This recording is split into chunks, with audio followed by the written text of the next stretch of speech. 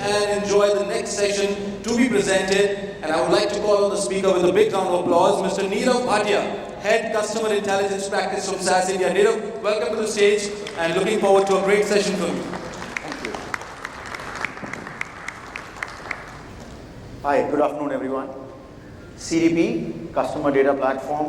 I'm sure most of you would have heard this name. This is the most buzzing word in the tech arena these days.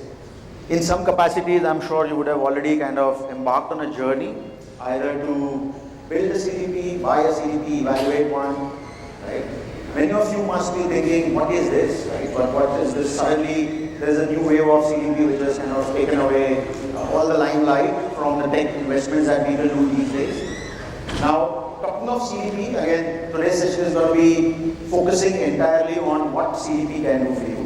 What are types of CDPs and what kind of use cases can you deliver, right?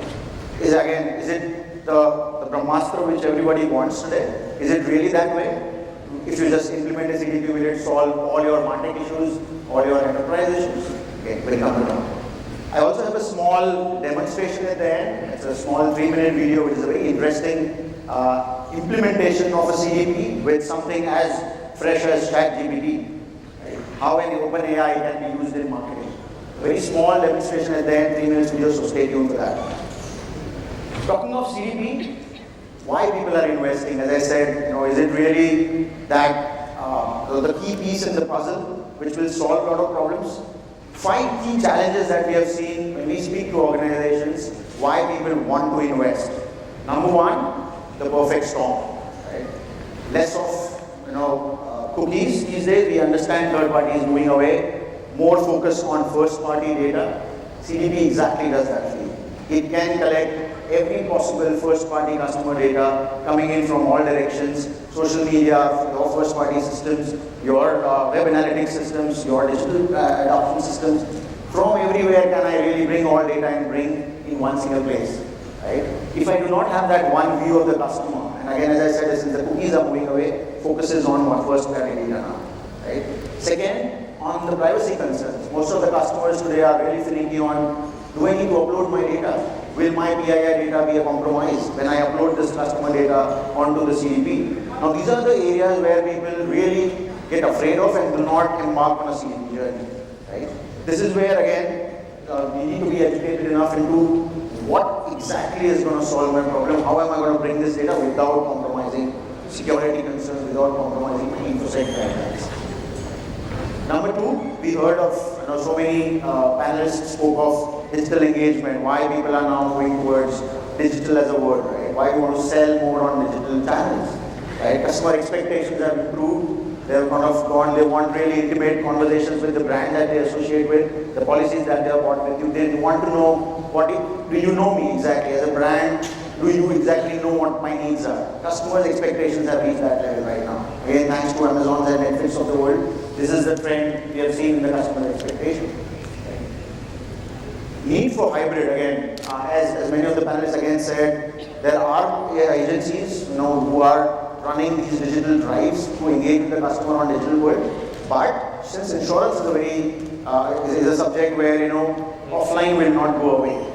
We will still have our agents interacting with the customers and getting the agencies for you, right? Getting the policies sold through offline channels. So you need to be phygital in the approach. This is what again is driving the CDP.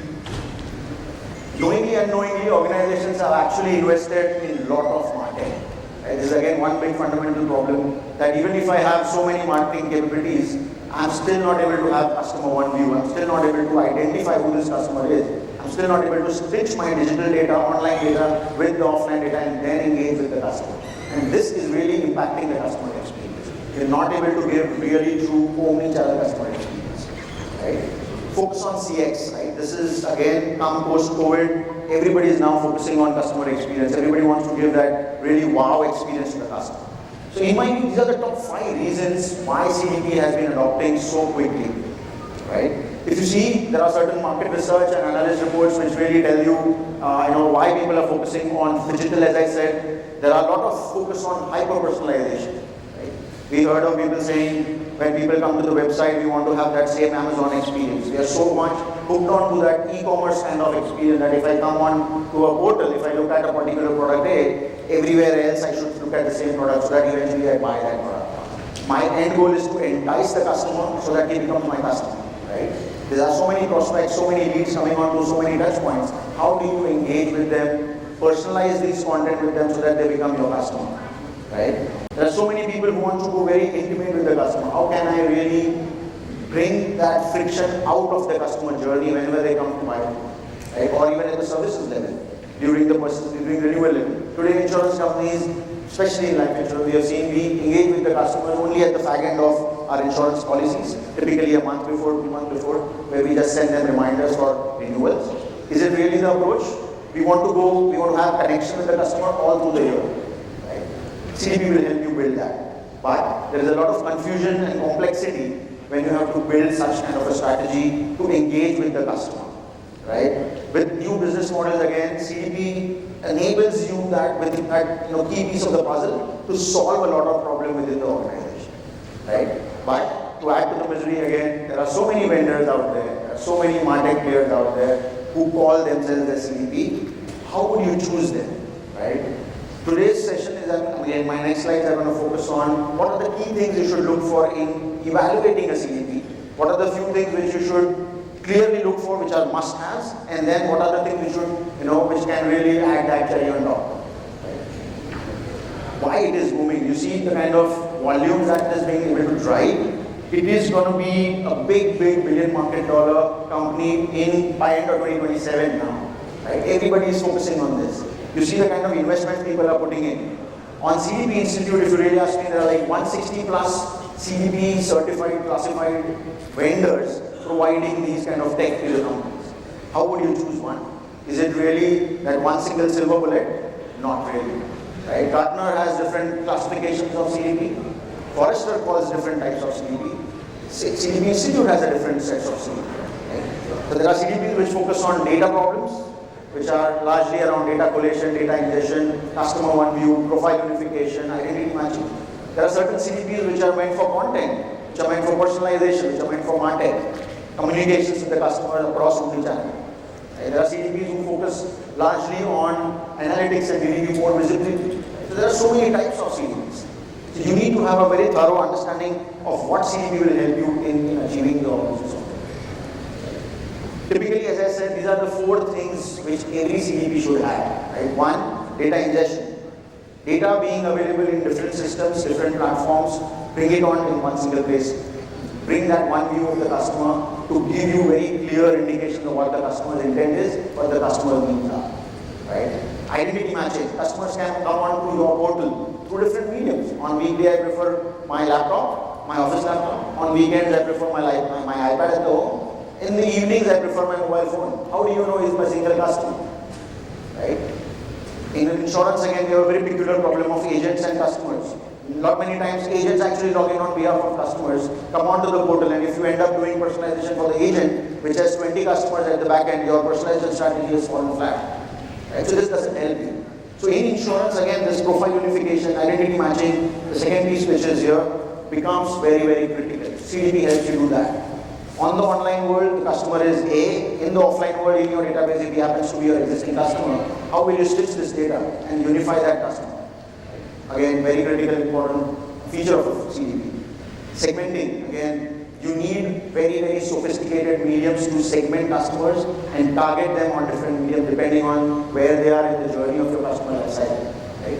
And provisioning and activation of data. Again, whatever good work you have done on collecting data, adding analytics on top, unifying the data, and then activating this data to be really able to act, able to execute your campaigns and your programs doing personalization on different touch points.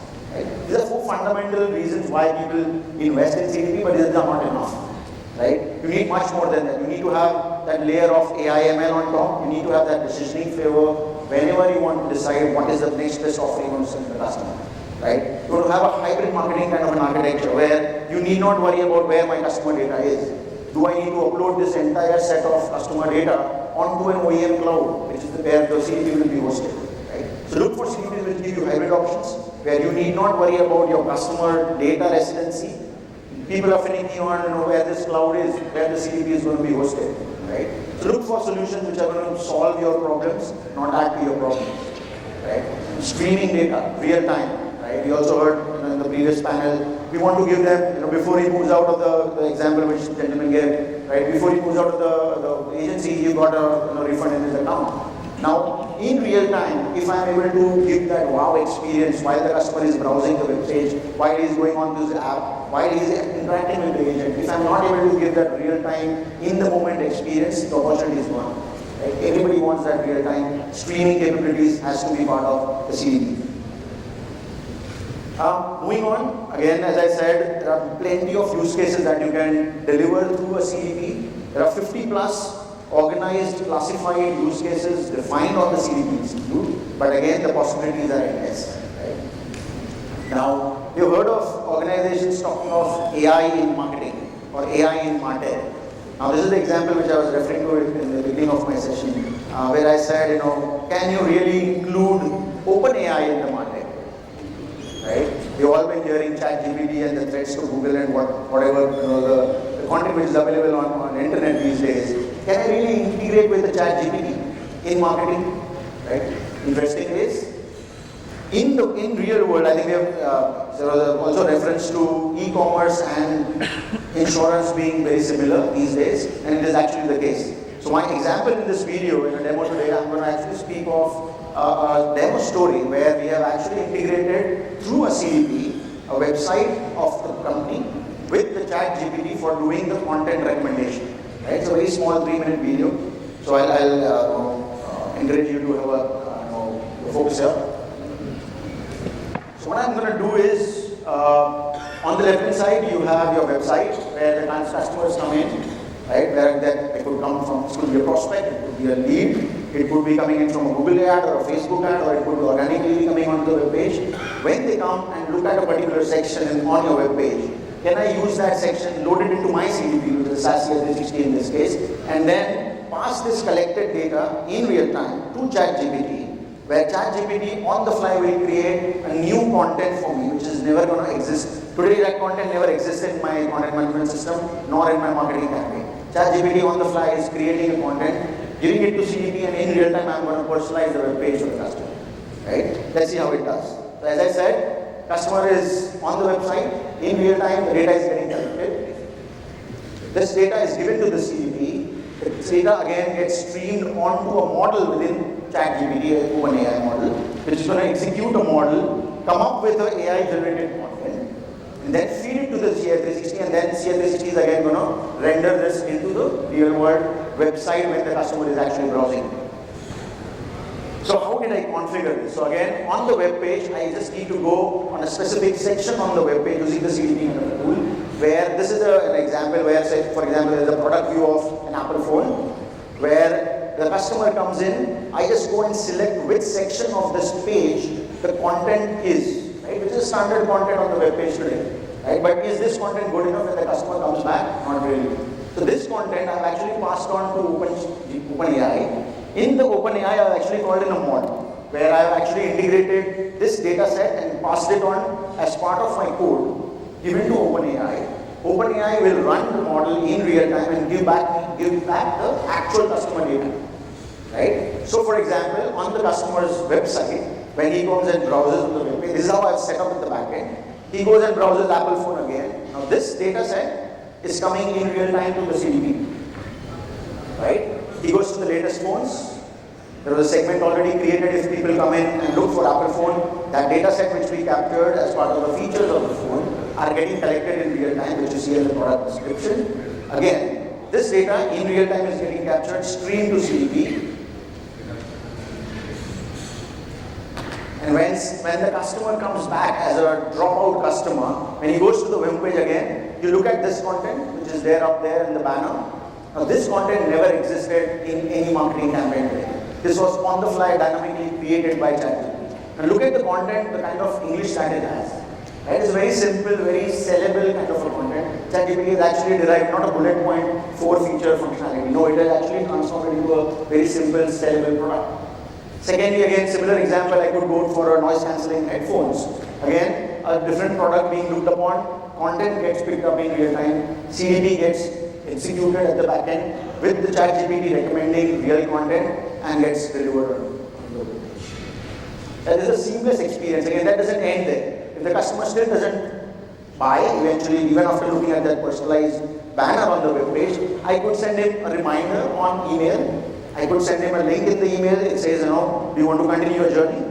If still doesn't happen, I could send him an SMS at the back end. I could send him, an A/B test that I need to look at, optimization from my conversion perspective. I could retarget him on app push. I could retarget him on, say, Facebook ad or Google ad. So the possibilities are endless. You could create such journeys, which are omni-channel journeys, using that one single trigger point, which was an intent shown to buy an iPhone. Now, in context to insurance, if I were to just draw a parallel with this use case, I'm not saying ChatGPT will start underwriting our policies from tomorrow. I'm not saying that, right? But eventually, these use cases are going to come. Right? Marketing will use these kind of AI methodologies to create new content because, again, coping up with customer expectation is tough. You will need AI assistants to have these, as a kitty in your marketing strategies, right? If the CDP were so robust, so well connected, why this would happen, right? Because CDP has a very inherent connected framework which can connect to any third-party system if required and stream that data in and out in real time. Again, possibilities are endless. So, a quick checklist on CDP's buyers wish list. What should you have? What 3 questions you should ask in your organization before you embark on this journey? Number 1, how far do you want to go to the CDP's expectation, right? What is CDP for? As I said, data requirements. Are you going to have a data silo problem where data is residing in multiple systems, no unification, no profile, no online offline stitching? Yes, the CDP of data related items has to be sorted for you. CDP is for marketing, the example which you saw here. CDPs can be for MarTech, can be for enterprise-wide usage as well, right? You need to decide where you want to end up CDP with and what kind of customer experience impact that you want to have with the CDP. Number 2 is how does it fit up into your existing MarTech? Because I understand CDP is not going to come up and rip off and replace everything that you have today. Right? You need to find a CDP which is going to coexist with the existing MarTech, complement them, and eventually maybe consolidate the MarTech that you have already. Right? And the third one is obviously, do you have an established infrastructure? What is your cloud strategy? Because today a lot of people are moving towards very high performance clouds, database which are like Snowflake, for example. Cloud native databases really help you in that data sharing between your data lakes, data warehouses, and the CDP to be able to execute some kind of use cases. Right? So there are 3 fundamental questions you should have clarity in terms of your organization strategy before buying one CDP. Where have we done this? Many times we have seen organizations really embark slowly on this journey, but trust me, the kind of impact that we have been able to create globally has been phenomenal. Right? If you look at these case studies here, be it customer acquisition, be it cross-sell, upsell, be it retention, renewals, be it loyalty management, or across the customer lifecycle management journey, right? We have seen impact significantly across customers' experiences. Right? Be it in terms of hitting the top line, impacting the bottom line, improving business operational efficiency, cutting down on delays and IT efforts, adding on to your security concerns again. A lot of things are really help you decide the CDP's investment that you want to make. Well, this is my last slide here. In case you are more interested to know more about how can SAS help you in terms of building a CDP for you. This is the QR, you can scan here, the more details you can go and refer to these sections here. There are again enough and more content on this portal which can help you decide what CDP can really help you with. Well, this is me. Thank you so much. I'll just leave last 2 minutes for questions if any. And any feedback, any comments you have, I'll be around at the booth. We have a booth here at the SAS and I'll be able to answer those. Thank you so much. Thank you so much. A big round of applause, ladies and gentlemen, Mr. Nirav Bhatia, Head Customer Intelligence Practice from SAS India, for that wonderful presentation. And we have